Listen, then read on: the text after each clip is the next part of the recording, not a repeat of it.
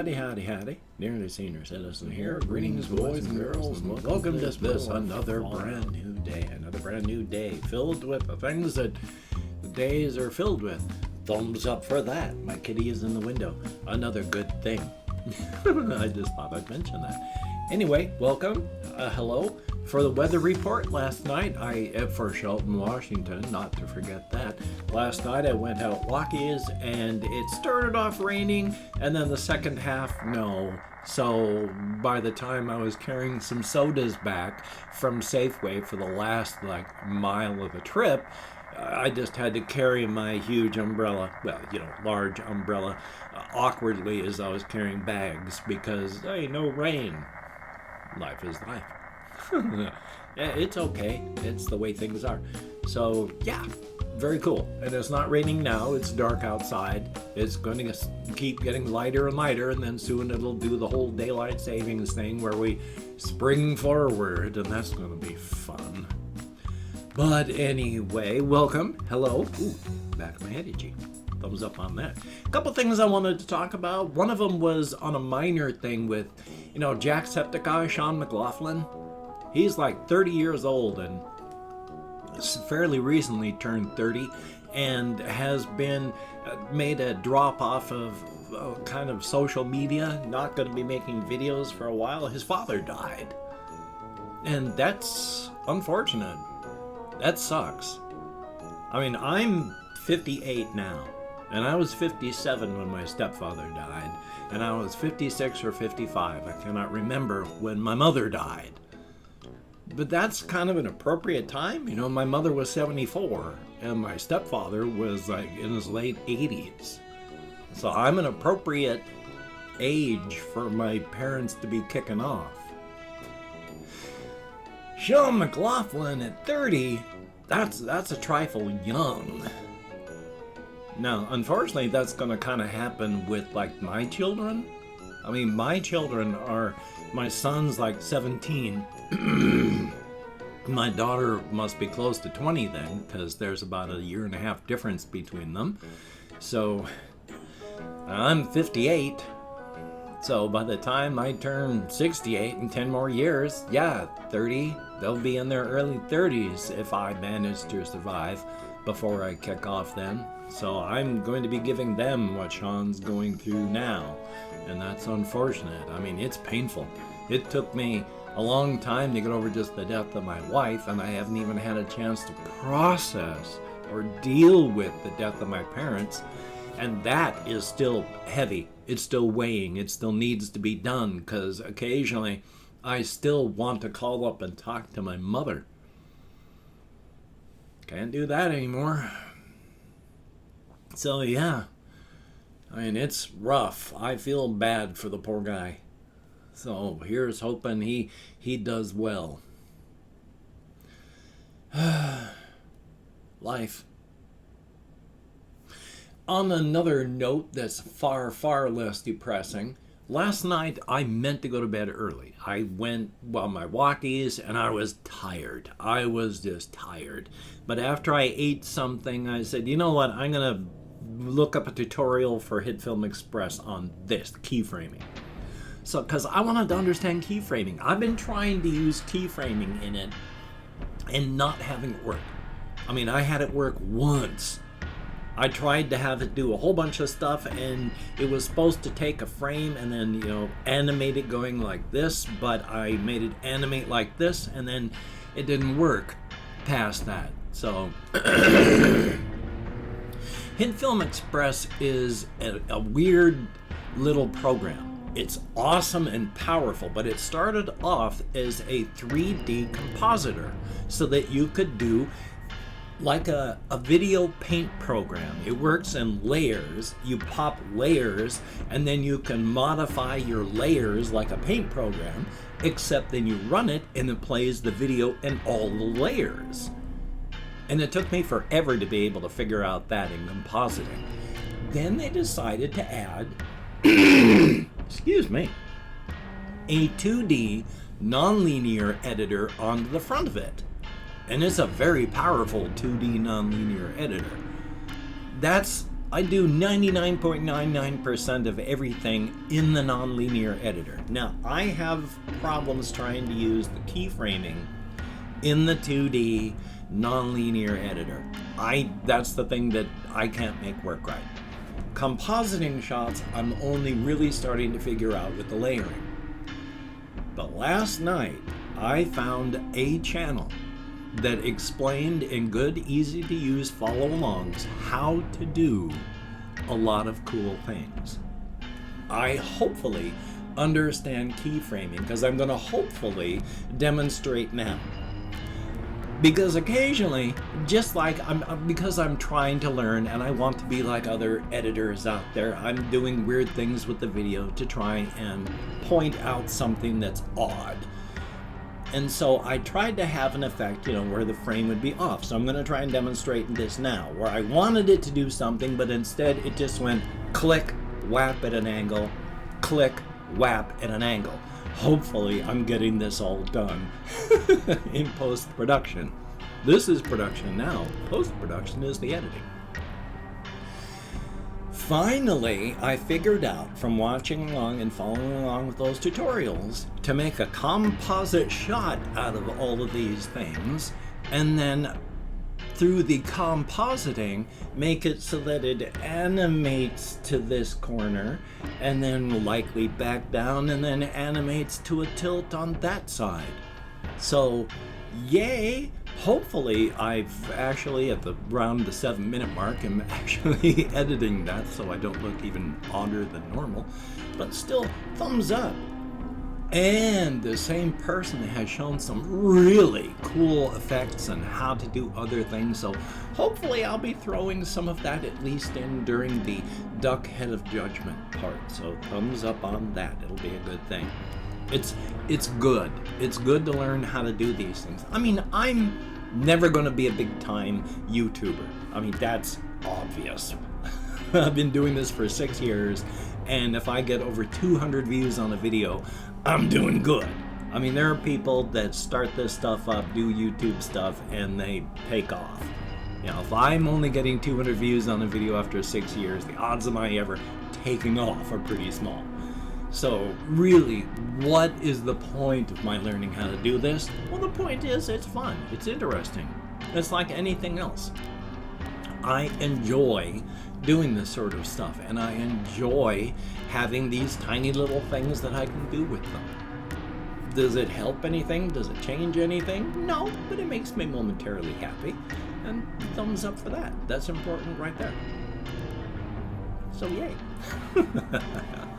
Oh dear. Now there is some other stuff, a couple minor things that are, minor and not minor. I mean, they're minor. Way back in 2005, when my wife had to have open heart surgery or die, and she was dying on the surgery table. If they had, waited one more day before they did open heart surgery on her, she would have already been gone. So they did open heart surgery, they replaced 2 of her heart valves, and then afterward, over the next 10 years, the other 2 failed and were just treated medically. But for a time, she had to live in an adult family home. I moved in with her for a while until we moved into an apartment in Olympia. And then from Olympia, Washington, we moved to Shelton, where I am now because she died 6 years ago. But, try and remember what I was talking about here. Yes, there's the group, the Postal Service. Now, it was just like 2 people, and they called themselves the Postal Service because they mailed themselves the tapes of what they were doing back then. And there was a big problem with that, of course. The USPS got involved, and they ended up doing an agreement with them, and then it was okay, but I can imagine they probably don't want to repeat that experience again, because even though it came out to a good ending, a lot of pain involved while doing it. But one of the songs is called, We Will Become Silhouettes. And it is an incredibly dark song, but it is also sang in such a way, it's like a bubblegum 50s pop song. It's just do do do do do do do do do do do do, and it's all happy and friendly sounding, but it's about a guy who he's got canned food and he's living in basically his bomb shelter, and he looks outside through the cracks in the glass of his shelter and he screams loudly just so that he can pretend the echoes of his voice are the voices of other people that he misses. It's incredibly dark, but it's so bubblegum pop happy. The thing is, though, for whatever weird reason, I mean, the chorus of the song is, "We will become silhouettes when our bodies finally go." Because when the bombs fall, as they found when the atomic bombs fell, when we bombed Japan in World War II, they found just silhouettes of bodies against walls because, well, people were just vaporized. But that momentary time, their bodies caused just enough of an impact that they were silhouetted on the walls. So we will become silhouettes when our bodies finally go. Now, the reason that that stuck in my head is for whatever reason, and it's become, we will become satellites when our bodies finally go. My head is weird and songs frequently get mutated like that, and I sing the mutated versions in my head instead of the real versions. So this has become, we will become satellites when our bodies finally go. Which, if you've ever watched the Dead Space series, that could become like a theme song for it. Because after all, the big bads in the Dead Space series, Dead Space 1, 2, and 3, which they will never be a 4, there can't. I'll explain. But in that one, there is some sort of cosmic horror scourge, where it is a force, a thing, that comes in, and when it has markers, and these markers emit energies, and they will kill. They make you die. But even though your body's dead, the force will animate it. It's not alive. It's dead flesh. But it's animated. It moves. It kills. And it is entirely under the control of that force. And so in Dead Space 1, they first find the thing, you discover, there's markers that are all throughout human space, because it's in the future, and there's a galactic empire, and that, we're spread out. But there's a big energy thing, and these markers provide energy, and they're an alien artifact. Only we find out they drive you mad and you kill, and that flesh is animated. And in Dead Space 2, that threat comes to Earth. And in Dead Space 3, well, I'm probably not ruining anything because the game is too old, but the game series ends the only way it can. Humanity, like so many other alien species we find the remains of, is consumed by the evil and is no more. Because what happens when enough dead flesh is present, they are drawn up, and all this flesh becomes a moon, a brother moon, an elder moon, a gigantic force of dead flesh that is just, well, they hover around the planet and they just take what's left, and then they go off to the next planet. So yeah, the end of humanity at the end of the Dead Space series. We will become satellites when our bodies finally go. It's perfect. It's a depressing series, but the song is perfect. EA, Electronic Arts, artified it. So Dead Space 1, great game. Dead Space 2, pretty good. Dead Space 3 became a microtransaction hell action game. Thumbs up. And I've opened up 24 hours worth of comments in my community tab. I'm going to go through and thank 20 to 25 people for having left me a comment. Had to swallow too much saliva. for having left me a comment. I'm not reading the comments right now. I'm just thanking you for having left a comment. Good, bad, and different. You took the time. You expended the calories. Thank you very much. If I mispronounce your username, no disrespect is intended. I'm an American English speaker, and even though I counted American Sign Language on the fingers of this hand with my depression, fibro, ADHD, mourning, and more, I'm sometimes lucky I can remember anything at all. Way vey. So we have DILAY, O with 2 dots, ZDAMAR, thank you very, very much. Young Carly, except an X instead of an A. Voodoo with some zeros instead of O's. And Legion with 2 I's. And then Ricky Bettini, thumbs up and thank you. VYIR. Tasfia Simon, not Seaman, or hopefully it's Simon, SIMIN. Oops, sorry about messing your name up. Blue Fire, thumbs up and thank you. Double X Benny Boy Gamer Double X, and Marino Grivan Laverde.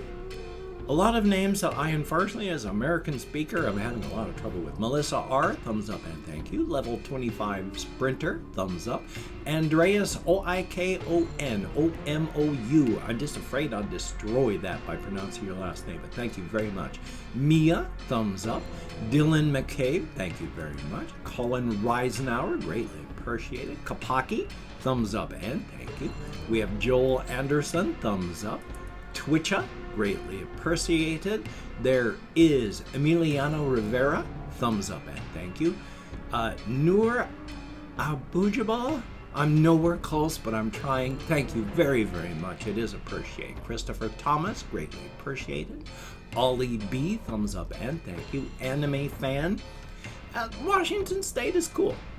About 2/3 of it is desert, so if you're used to desert, you wouldn't want to go on to Eastern Washington. And Potatotron. You may have noticed I tried to change that there, Potatotron.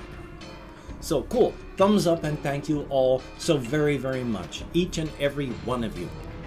You get me out of my head, into the world, dealing with real people, if only in text, and it is appreciated to no end. Thumbs up and thank you all so very, very much. If you could check out my various links down below, I have Twitter, Facebook, Patreon.com. If you could become a Patreon.com patron, like one of these beautiful and awesome people, that would be beautiful and awesome.